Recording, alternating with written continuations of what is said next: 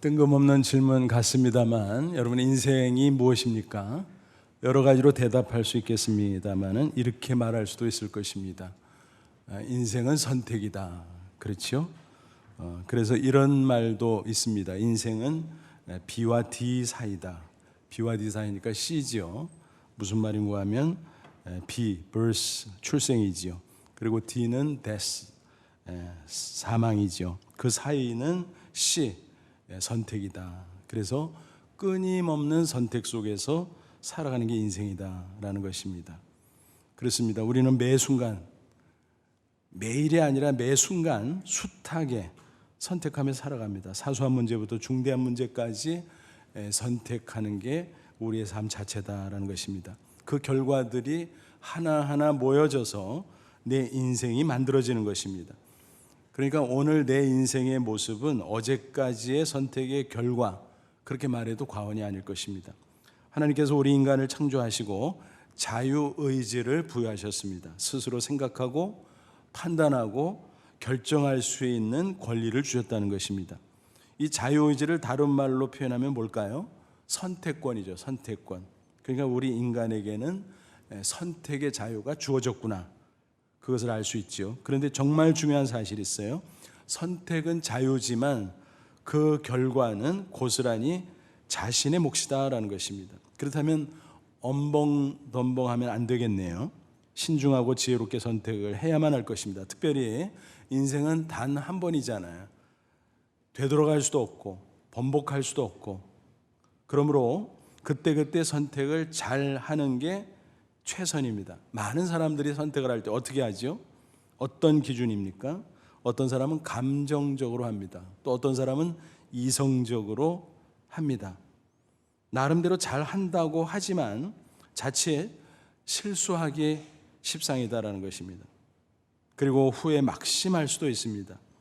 선택을 길을 찾아가는 것으로 비유한다면 엉뚱한 길로 가게 될 수 있다는 것입니다. 심지어는 사망의 길로 빠질 수 있습니다. 그래서 잠언에서 이렇게 경고하죠. 잠언 14장 12절, 어떤 길은 사람이 보기에 바르나 필경은 사망의 길이니라. 자기는 맞는다고 찾아가요. 그런데 잘못됐네. 심지어 사망의 길, 멸망의 길, 야 이게 뭐지? 그렇게 된다는 것입니다. 따라서 우리는 감정적, 이성적 선택이 아니라 신앙적 선택을 해야 될 것입니다. 그런 선택을 다른 말로 하면 영원을 위한 선택입니다. 그러니까 우리는 길게 보고 선택을 하는 것입니다. 우리의 미래, 심지어는 현세를 넘어 내세까지 생각하면서 판단하고 결정하고 선택하는 것입니다. 당장만 생각하면 실수할 수 있다는 것입니다. 우리가 미래와 영원한 내세까지 내다보면서 선택하면 올바른 선택을 넉넉히 할 수 있습니다. 그렇게만 할 수 있다면 후회하지 않을 수 있습니다. 손해보지 않을 수 있습니다. 두고두고 뿌듯해하고 두고두고 감사할 수 있다는 사실입니다. 성경을 보니까 신실한 신앙 인물들은 한결같이 신앙적 선택을 하면서 살았어요. 즉 영혼을 위한 선택을 했다라는 것입니다. 본문에 등장하는 룻의 경우도 마찬가지죠. 룻기 하면 대개 효도를 먼저 떠올리죠. 물론 중요한 주제입니다. 룻은 정말 모범적이고 너무 귀한 효도의 본을 보여주고 있죠. 하지만 룻기에는 그 외에도 여러 가지 중요한 주제들이 포함되어 있습니다. 그 중에 하나가 바로 뭐냐 하면 선택의 문제인 것입니다. 등장인물들 하나하나 어떻게 선택하며 살아가는가, 그것을 살펴보는 것도 흥미로운 공부가 될 줄 압니다. 예를 들어서 시어머니 나오미의 선택, 그 남편 엘리멜렉의 선택, 또 나중에 룻과 결혼하는 보아스의 선택, 그런 것들을 각기 살펴보는 것 아주 흥미롭고 교훈을 얻을 수가 있습니다. 그런데 이 시간에는 룻의 선택과 그 동서 오르바의 선택을 집중적으로 살펴보려고 합니다. 오르바는 어떻습니까? 순간을 위한 선택을 했어요. 이성적으로, 감정적으로. 반면에 룻은 영혼을 위한 신앙적 선택을 했다는 것입니다. 그 결과 각각의 인생이 어떻게 됐습니까? 영원히 다른 길로 갈라지고 말았다는 사실입니다. 당연히 우리는 룻과 같은 신앙적 영혼을 위한 선택을 해야 마땅할 것입니다. 그럴 때 후회하지 않는 복되고 아름다운 인생을 살아갈 줄로 믿습니다. 아무쪼록 저와 여러분 모두 룻과 같이 영혼을 위한 선택을 함으로써 꼭 승리의 인생 사시기를 주님의 이름으로 축원합니다. 그럼 룻기의 배경을 조금 말씀을 드리죠. 그때는 사사시대의 마렵, 연대는 BC 11세기경이었습니다. 베들레헴 지방에 엘리멜렉이라는 사람이 살고 있었어요. 그런데 그 지방에 흉년이 들었습니다. 베들레헴은 그 이름에서 우리가 눈치챌 수 있을 정도로 아주 부요한 곡창지대였습니다. 베들레헴 무슨 뜻이지요? 떡집이라는 말입니다. 떡집. 그러니까 그만큼 곡창지대요 풍요로웠겠구나 짐작할 수 있는데 그곳에 흉년이 들었다? 그러면 다른 지역은 두말할 필요가 없죠. 그러니까 이스라엘에 전국적으로 흉년이 들었다, 심각했다, 베들레헴이 그 정도면 그렇게 우리는 판단할 수 있습니다. 그럼 무슨 사연이 분명히 있는 거죠. 뭘까요? 사사시대라는 말을 통해서 우리가 힌트를 얻을 수 있잖아요. 그 시대는 하나님을 배반하고 우상신을 섬겼어요. 또 죄악에 빠졌어요. 하나님께서 그런 이스라엘을 향해 징계를 내리셨던 것입니다. 그럼 급선무가 뭘까요? 빨리 회개하고 빨리 하나님께로 돌아오는 것입니다. 그런데 안타깝게도 엘리멜렉 식구들은 어떻게 했을까요? 당장 눈앞의 고난을 피하고 보자, 이런 식의 오판 또 잘못된 선택을 하게 됩니다. 그래서 그들은 빨리 고난을 피하고 보자라는 심산으로 멀리 이방인의 땅인 모압으로 떠나게 됩니다. 이민을 간 셈이죠. 그런데 그게 너무너무 잘못된 것이었습니다. 이런 말이 있어요. 여우 피하려다가 호랑이 만난다. 그 말이 딱 맞습니다. 잠시 체류할 계획이었지만 그게 말대로 안 되잖아요. 1년, 2년 되고 3년 되고 10여 년 지났는데 그 과정 속에서 숱한 시련이 닥쳐옵니다. 엘리멜렉이 죽고 두 아들도 연속해서 죽고 결국 미망인 나오미와 두 며느리 룻, 오르바 세 여인만 남게 되었다라고 하는 것입니다. 그제야 나오미가 정신을 차리죠. 야, 모압으로 간 것이 오판이었구나. 불신앙적 선택이었구나. 그걸 깨닫고 그럼 어떡하지? 고향 베들레헴으로 돌아가자. 그렇게 생각하고 결단합니다. 그것은 단순한 지리적인 이동을 넘어서 영적 이동이었습니다. 회개하고 하나님의 품으로 돌아가는 것이었습니다. 그런데 문제는 두 며느리잖아요.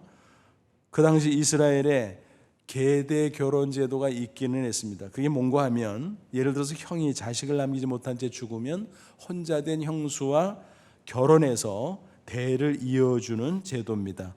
오늘의 관점에서 보면 망측하지만 고대 여성이 홀로 살아가기 어려웠던 것을 감안하면 그 시대로서는 일종의 사회보장제도 같은 것이었음을 알 수가 있습니다. 그런데 나오미에게는 더 이상 남은 아들들이 없었어요. 또 나이가 많아서 재혼할 수도 없었어요. 설사 재혼해서 아들을 낳는다고 해도 그 아들이 자라서 결혼하려면 얼마나 많은 세월이 흘러야 됩니까? 불가능한 얘기죠. 그렇다고 다른 집안 사람들과 결혼을 시켜준다? 그것도 쉽지 않습니다. 왜냐하면 이스라엘 백성들은 이방인들과 결혼하는 것을 기피했거든요. 그러니까 나오미가 생각할 때 너무 딱한 거예요. 그래서 두 며느리에게 얘들아 이제는 친정으로 돌아가라. 그리고 재혼해서 잘 살거라. 그렇게 권유를 합니다. 하지만 두 며느리는 차마 돌아설 수가 없잖아요. 인간적으로. 그 늙은 시어머니를 어떻게 혼자 가라고 방치합니까? 그래서 뒤따라가죠. 근데 한참 가다가 나오미가 아무리 생각해도 이건 아닌 거예요. 못할 짓인 거예요. 그래서 간곡하게 만류하죠. 야, 얘들아 내 말 들어라. 제발 좀 가라. 내가 너무 괴롭다. 결국 오르바는 냉정한 현실 앞에서 눈물을 흘리며 돌아서게 되지요. 눈앞의 현실을 감안한 합리적인 이성적인 선택이었습니다. 반면에 룻은 어떻게 하죠? 끝까지 따라갑니다. 그 장면이 14절에 있죠. 그들이 소리를 높여 다시 울더니 오르바는 그 시어머니에게 입맞추되 돌아갔다는 거지요. 룻은 그를 붙쫓았더라. 붙쫓다. 우리가 잘 안 쓰는 동사입니다만 굉장히 중요한 단어죠. 히브리 원어로 다바크예요. 다바크. 이 다바크는 무슨 뜻인고 하면 착 달라붙다 그런 뜻이에요. 그래서 영어 성경 보면 cling to로 번역을 하고 있습니다. 그러니까 착 달라붙어서 가라 그럴수록 오히려 막 더 따라갔다라고 하는 거죠. 이렇게 해서 두 여인의 운명이 완전히 갈라지게 됩니다. 같은 집안에 시집왔어요. 같이 형제인 남편들을 각각 함께하며 살다가 각각 또 사망했어요. 두 여인이 정말 너무너무 비슷한 상황이죠. 하지만 이 선택으로 말미암아 두 사람의 영원한 운명이 갈라지게 됐다는 것입니다. 현실적으로 보면 어떻습니까? 오르바가 현명하죠. 현실적 판단이죠. 룻은 어때요? 어리석죠. 하지만 나중에 보니까 정반대구나 라는 걸 알 수 있습니다. 오르바야말로 생각이 짧고 어리석었습니다. 룻이야말로 지혜로운 사람이었습니다. 성경은 그 뒤에 룻의 이야기는 계속 풀어가고 있습니다만 오르바에 관해서는 어때요? 침묵이에요. 뚝 그쳐요. 무엇을 암시합니까? 오르바는 별 볼 일이 없구나 라는 거죠. 룻의 결단은 영혼을 위한 선택이었지만 오르바의 행동은 순간을 위한 선택에 불과하고 그것으로 그의 인생은 끝이다 라는 것입니다. 주권대 오르바는 어떻게 됐을까요? 다시 모압의 우상신인 그모스 신을 섬기게 됐을 것입니다. 또 친정으로 갔을 것이고 또 혹시 재혼을 해서 편안하게 살았을지는 모르지만 영적으로 보면 영원한 멸망길로 갈 수밖에 없었다라고 하는 안타까운 사실입니다. 오르바가 떠나간 이후에 나오미는 어떻습니까? 너무너무 마음이 괴로운 거죠. 그래서 다시 한번 룻을 만류하죠. 너는 왜 안 가니? 제발 좀 내 말대로 좀 가거라 라고 말합니다. 하지만 룻은 단호히 거부합니다. 끝까지 따라갑니다. 이런 결단은 단순히 시어머니에 대한 인간적인 도리, 효심 그것 때문만은 아니었습니다. 이것은 전적으로 신앙 때문이었다는 사실입니다. 16절을 보세요. 룻이 이르되 내게 어머니를 떠나며 어머니를 따르지 말고 돌아가라 강권하지 마옵소서. 어머니께서 가시는 곳에 나도 가고 어머니께서 머무시는 곳에 나도 머물겠나이다. 어머니의 백성이 나의 백성이 되고 어머님의 하나님이 나의 하나님이 되시리니 그랬습니다. 놀라운 신앙 고백이죠. 신앙적 선택이라는 것입니다. 룻은 단순히 효도 차원으로 이스라엘로 가는 게 아니라는 것입니다. 육신적으로 고생할 것 뻔해요. 앞날이 막막해요. 하지만 모든 것을 포기하고서라도 여호와를 경외하는 신앙만큼은 지키겠다. 절대로 내가 놓지 않겠다. 바로 그런 뜻이었던 겁니다. 그러니까 마치 이런 거예요. 예수님께서 천국 비유 가운데 하신 말씀이 있잖아요. 마태복음 13장 보면 여러 종류의 천국 비유가 나오는데 그 중에서 44절 보면 보화의 비유가 나와요. 천국은 마치 밭에 감추인 보화 같으니 사람이 이를 발견한 후 숨겨두고 기뻐하며 돌아가서 자기의 소유를 다 팔아 그 밭을 샀느니라 그랬어요. 무슨 얘기예요? 고대 그 문화적 배경을 이해해야 해석을 할 수 있겠죠. 고대는 은행이 없었잖아요. 게다가 금속 화폐였잖아요. 그러니까 보관할 때가 마땅치가 않은 거예요. 그래서 땅 속에 파묻어 두는 경우가 왕왕 있었어요. 그런데 세월이 흘러가면서 여러 가지 일들이 생기게 됩니다. 그 주인이 너무 고령이 되어서 잊어버린다든지 아니면 전쟁이 나서 피난을 갔다가 못 돌아왔다든지 또 뭐 사망한다든지 뭐 등등 뭐 이런저런 일로 인해서 잊혀진 것이 될 수 있다는 것입니다. 그런데 어느 날 농부가 그 밭에서 일을 하고 있었습니다. 소작인이었겠죠. 근데 뭐가 걸려요? 이게 뭐지? 파보니까 세상에 보물상자야. 보화가 가득 들어있는 거예요. 그럼 어떡합니까? 그걸 차지하기 위해서 잘 덮어놓고 빨리 가서 전 재산을 정리해서라도 기어코 그 밭을 사게 된다라는 것입니다. 그게 현명한 자세죠. 이와 같이 신앙을 위해서라면 신앙이 가장 중요한 것이니까 세상 그 무엇이라도 포기하고 희생하고 그럴 수 있어야 된다는 것입니다. 그러니까 영적인 가치 그리고 영원한 가치를 아는 사람은 그런 선택을 할 수 있고 그야말로 지혜로운 것이다 라는 것입니다. 당장 눈앞의 현실만 보고 육신적으로 세속적으로만 선택한다면, 불신앙적으로만 선택한다면 그때는 괜찮은 듯 싶었지만 나중에는 후에 막심할 수밖에 없다는 것입니다. 어쨌든 이런 식으로 해서 오르바와 룻의 영원한 운명이 갈라졌다는 것입니다. 흥미로운 것은 오르바의 이름의 뜻이 뭐라고요? 구름이에요. 구름. 구름 그러면 낭만적으로 들릴 수도 있지만 성경의 흐름과 비교해서 생각해 보면 그런 뜻은 아니겠죠. 구름처럼 멀리 흘러가 버리고 말았다. 뭐 그런 암시가 들어 있습니다. 반면에 룻은 어떻습니까? 그 후에 놀라운 승리의 인생을 계속 살아가고 있음을 우리가 발견할 수 있습니다. 구체적으로 어떤 인생이었나요? 구원을 받았습니다. 무엇보다 중요한 거죠. 또 고난 가운데 어려움만 당할 줄 알았는데 웬걸 하나님이 크게 축복하셨습니다. 또 존귀한 인생으로 영광스럽게 하셨습니다. 심지어 천국에서도 빛나는 영광의 주인공이 되게 하셨습니다. 그러니까 구원, 축복, 영광을 다 얻을 수 있었다는 것입니다. 비유적으로 말하면 삼관왕 인생이에요. 삼관왕 되기 어렵죠. 놀라운 일이 아닐 수 없었습니다. 그렇습니다. 룻은 무엇보다 먼저 구원받은 사람이었어요. 그의 신앙 고백을 다시 한번 확인해 보죠. 16절 하반절 아까 봤습니다만 보면 어머니 백성이 나의 백성이 되고 어머니의 하나님이 나의 하나님이 되시리니 나의 하나님 그랬어요. 굉장히 중요하죠.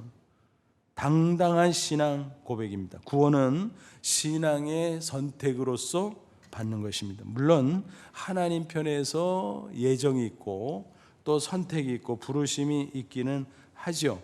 그러나 구원받는 본인의 입장에서는 신앙의 믿음의 결단과 선택이 중요하다라는 것입니다. 예수님께서 분명히 말씀하셨어요.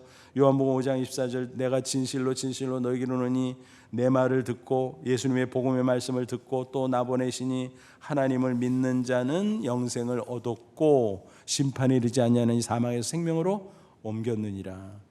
사망에서 구원받고 영원한 생명을 얻는다. 구원받는다. 어떻게 해요? 믿으면, 믿음으로 받는다. 그러니까 그것은 믿음의 결단, 믿음의 선택을 의미하는 것입니다. 그것은 구체적으로 예수님을 영접하는 것으로 나타나게 됩니다. 요한복음 1장 12절 영접하는 자, 영접이 뭐예요? 받아들이는, 마음을 열고 예수님을 나의 구주로 받아들이는 자, 곧 그 이름, 예수 이름, 구원자의 이름을 믿는 자들에게 하나님의 자녀가 되는 권세를 주셨으니 그랬습니다. 이와 같은 영접의 행위를 가장 잘 표현해 주는 성경 구절이 있죠. 요한계시록 3장 20절 볼지어다 내가 문 밖에 서서 두드리노니 누구든지 내 음성을 들고 문을 열면 내가 그에게로 들어가 그로 더불어 먹고 그는 나와 더불어 먹으리라. 여기서 문은 뭐를 상징한다고요? 마음문을 상징하죠. 그러니까 예수님은 강요하지 않아요. 마음문을 두드립니다. 그래서 스스로 문을 열고 믿음으로 예수님을 나의 구주, 나의 하나님 이렇게 영접하도록 하신다라는 것입니다. 이 성경 구절을 소재로 그린 성화가 있죠. 영국의 화가 윌리엄 홀먼 헌트의 세상의 빛이라는 제목의 그림이 있습니다.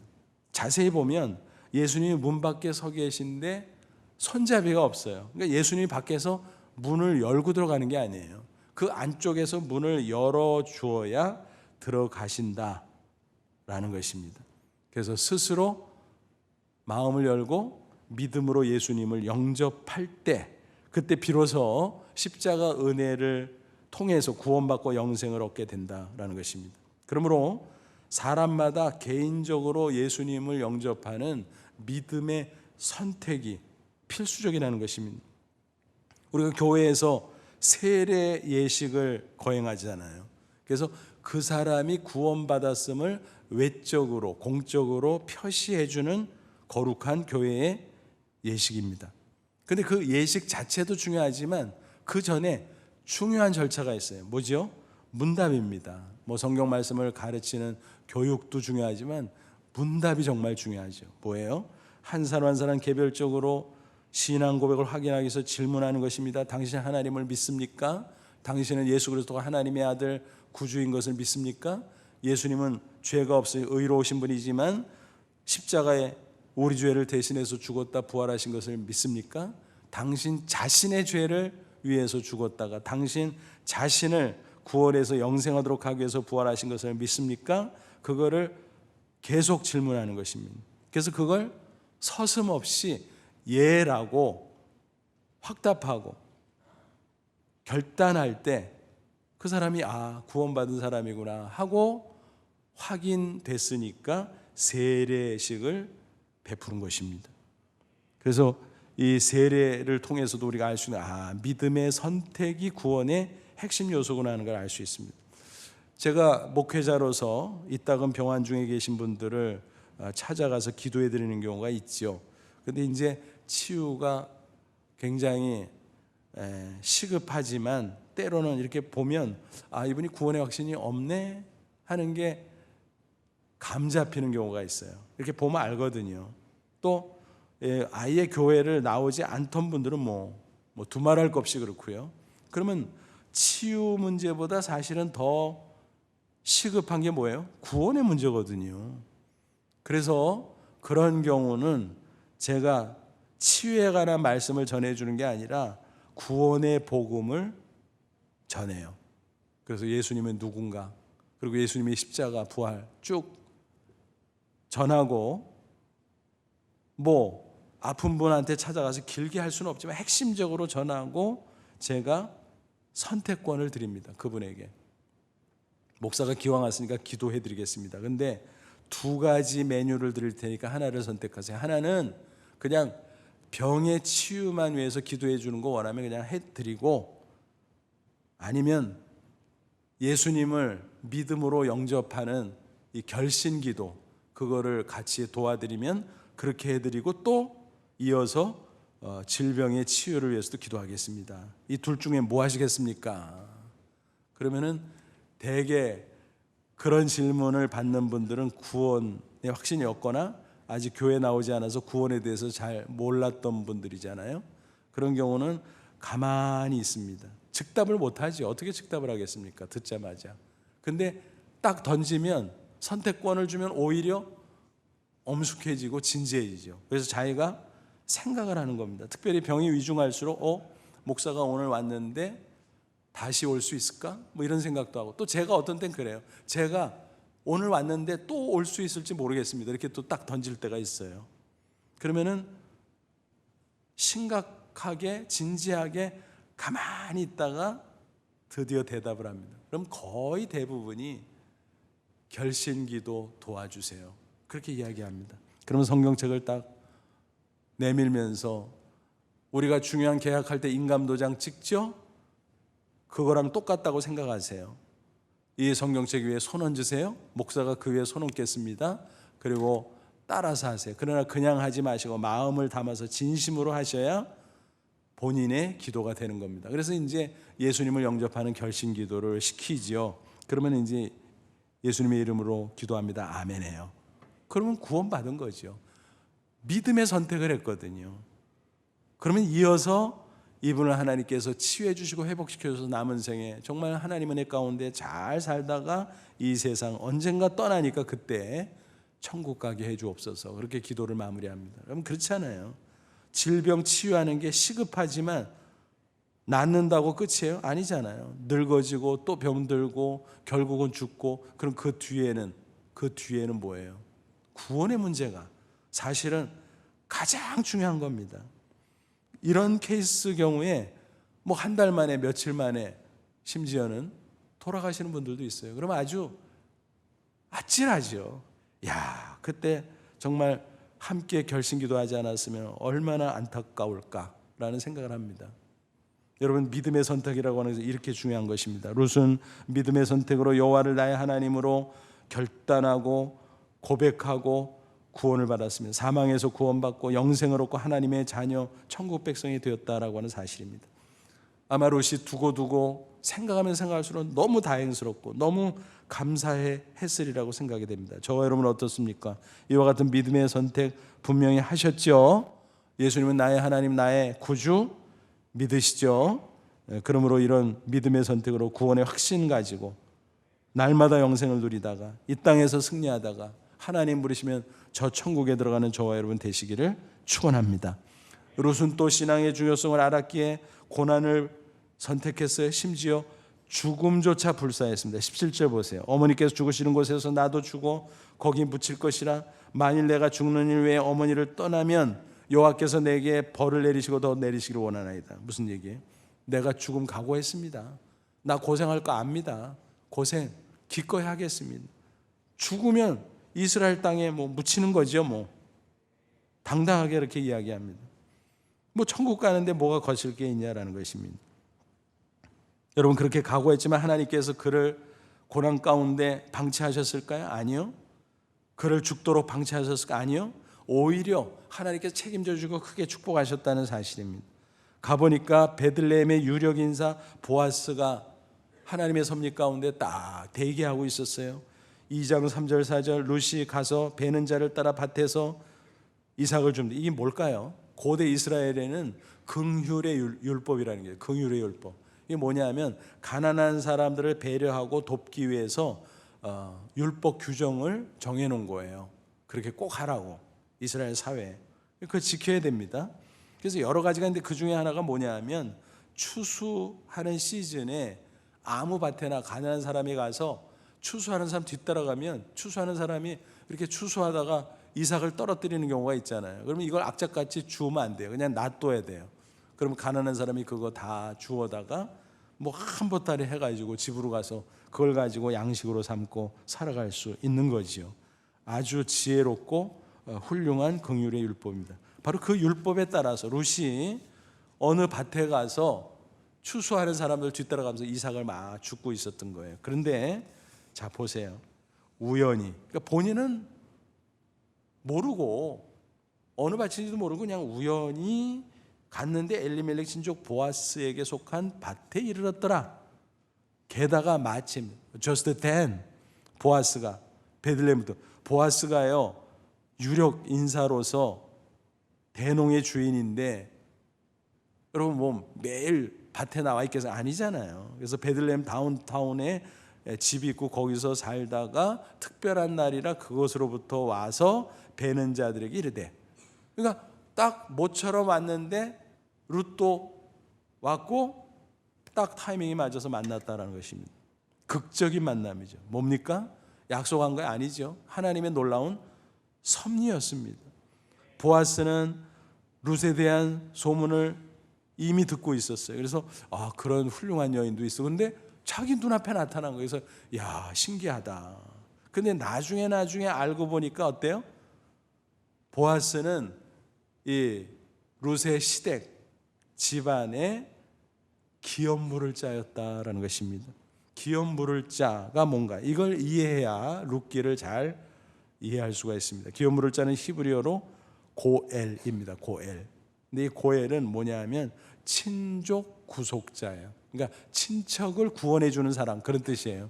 여기서 구원은 물론 영적 구원을 말하는 것이 아니라 가난이나 궁핍이나 어려운 환난 가운데 처했을 때 거기서 건져주는 도와주는 사람을 의미하는 것입니다. 일종의 복지제도 차원이라고 생각하면 됩니다. 어떤 사람이 망했다 그러면 가장 가까운 동기간 혹은 친척 순서로 도와주는 제도다라는 것입니다. 그래서 예를 들어서 빚으로 넘어간 기업이 있으면 땅이나 집이나 이런 거죠. 그러면 그거를 사서 줘야 돼요. 그게 물러주는. 그러니까 돈을 주고 그거 물러달라 그래가지고 이게 망한 집에 주는 거예요. 그러니까 아주 공공 가운데 처했을 때 구원해 주는 바로 그거죠. 심지어는 앞서 얘기한 계대결혼 미망인이 있을 때 결혼까지 해줍니다. 그래서 대를 이어줍니다. 그러니까 그런 고엘 제도가 있었는데 그 해당되는 사람이 바로 보아스였다라는 것입니다. 그래서 결국 룻은 보아스와 결혼해서 부잣집 사모님이 됐고 또 나오미도 덩달아 부유한 노후를 보내게 됐다라는 것입니다. 룻은 오직 하나 신앙 그것을 위해서 모든 것을 포기했습니다. 고난을 각오했습니다. 죽음도 불사했습니다. 하지만 하나님은 그의 믿음의 선택을 귀히 보시고 넘치도록 축복해 주셨다는 것입니다. 예수님께서 주신 성경의 축복의 원리 그대로지요. 마태복음 6장 33절 그런즉 너희는 먼저 그의 나라와 그의 일을 구하라 그리하면 이 모든 것을 너희에게 더하시리라. 뭐예요?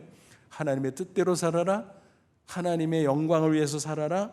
그러면 이 모든 것, 무엇을 먹을까 마실까 입을까 세상 걱정 염려하는 거 그거 다 차고 넘치게 채워주겠다. 하나님의 약속이요 축복의 공식입니다.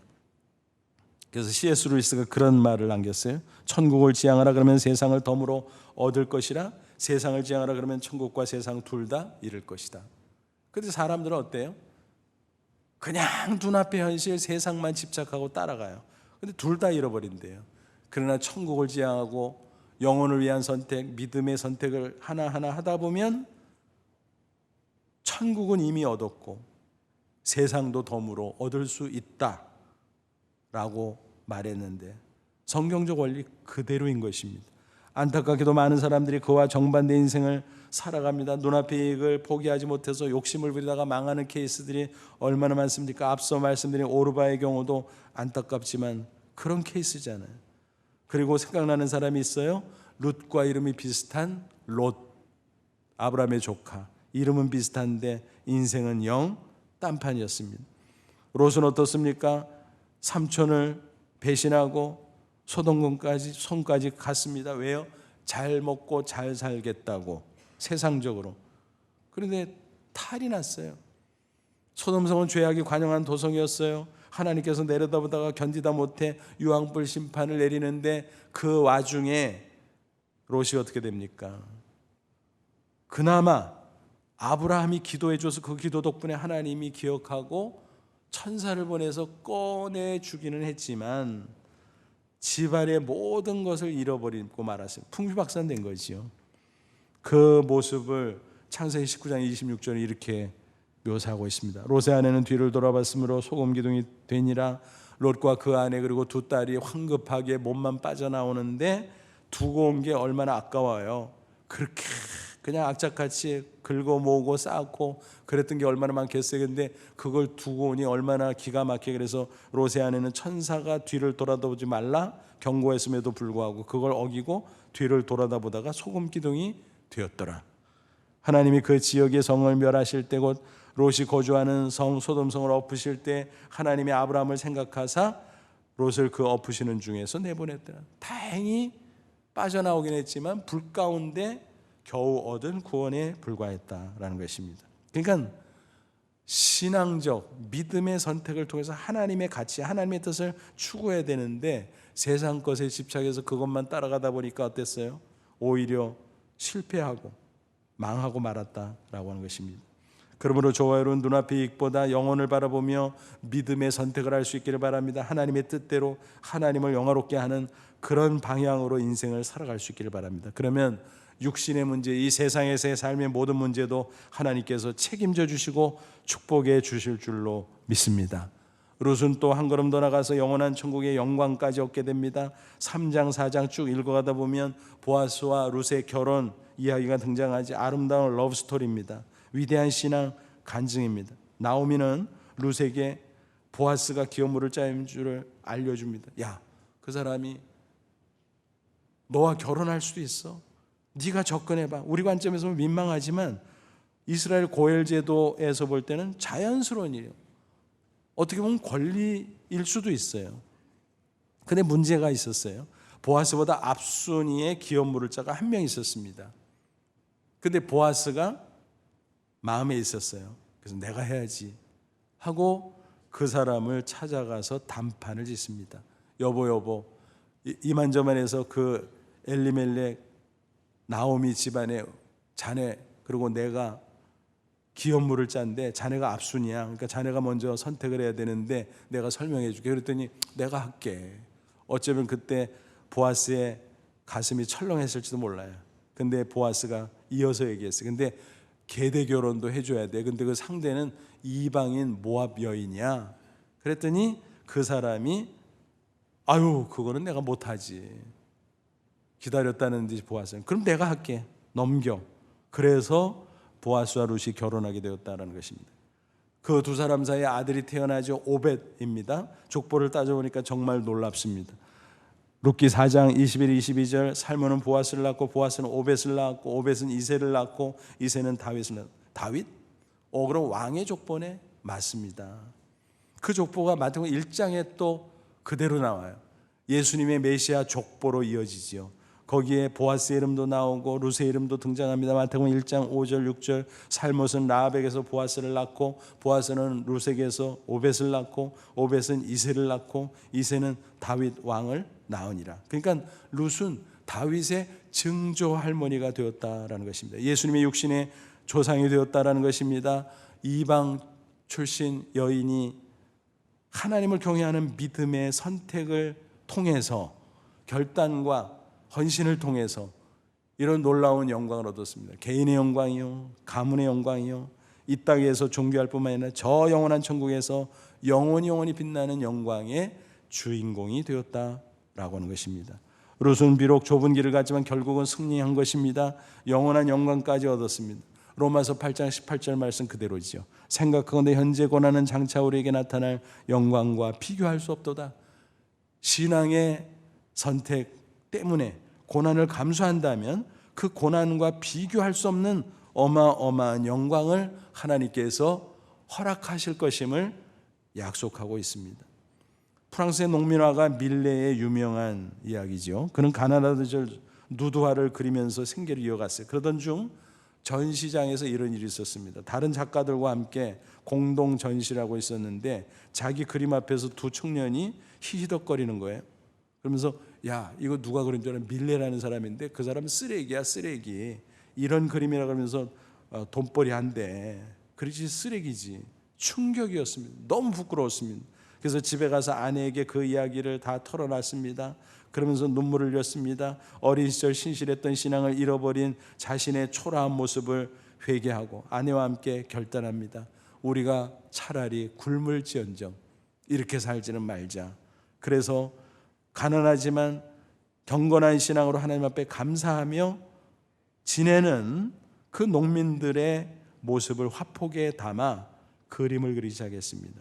그래서 그는 농민화가의 길을 가게 된 것입니다. 그의 대표작 잘 아시잖아요. 만종.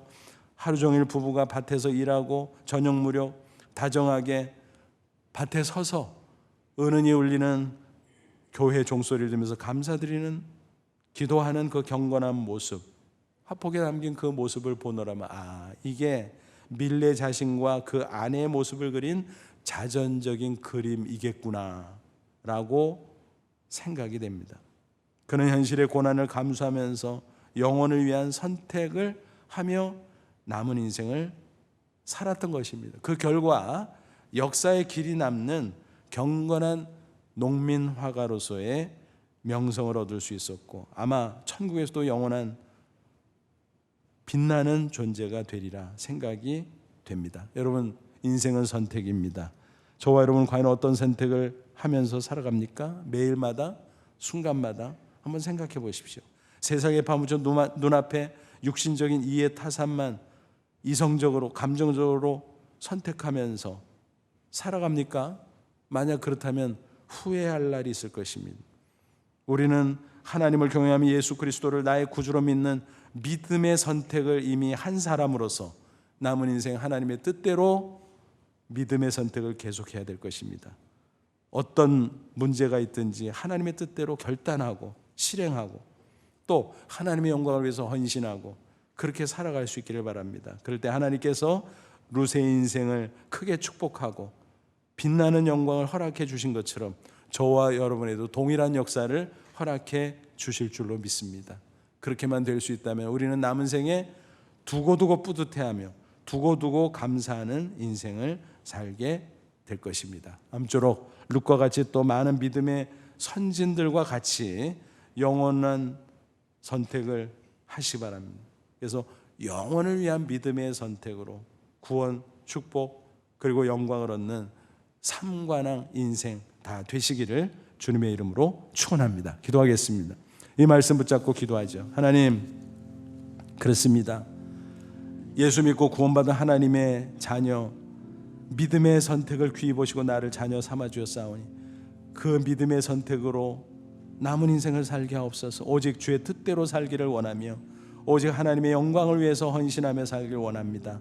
그래서 룻의 인생에 그렇게 해주셨던 것처럼 축복해 주시고 영원히 빛나는 영광의 주인공으로 삼아 주옵소서. 우리 다 같이 간절한 마음으로 잠시 기도합니다. 하나님 아버지, 은혜를 진심으로 감사합니다. 이 시간 주의 말씀으로 격려하시고 깨우쳐 주니 감사합니다. 이 말씀 부여잡고 이제 예수 그리스도를 나의 구주 나의 하나님으로 믿음의 선택을 했사오니 구원을 확신하며 남은 생에 무엇을 하든지 하나님의 뜻대로 결단하게 하시고 또 하나님의 영광을 위해서 헌신하게 하셔서 우리의 남은 생에 하나님의 축복하시고 계속 존귀케 하시는 영광의 인생 될 수 있도록 역사해 주시옵소서. 예수님의 이름으로 기도하옵나이다. 아멘.